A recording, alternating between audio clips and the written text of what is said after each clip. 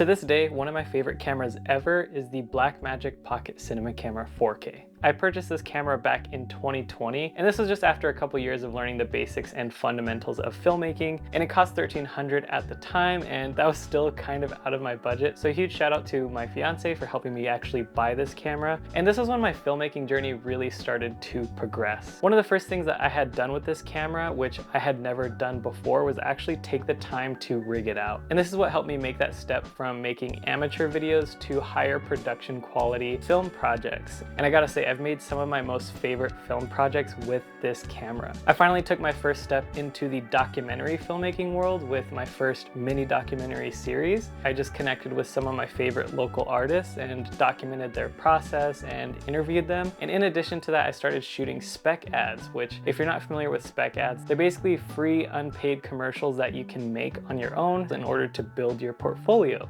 And yes, I could have made those projects with any camera, but what I really liked about this camera is that it allowed me to just really enjoy the process, because if you're shooting with a camera that just doesn't feel inspiring, then it can be a bit of a challenge to just get into that mindset that you need to create something great. And this camera, the first thing I just loved about it was the image quality. It has a micro four thirds sensor, so it's one of the smallest sensors, but this little sensor packs a punch. And it's so easy to get pleasing colors out of this camera because this camera gives you 4K B-RAW in Apple ProRes. This is a nice and flexible file that even cameras like my Sony FX3 still don't have, and this allowed me to get really pleasing colors really easily.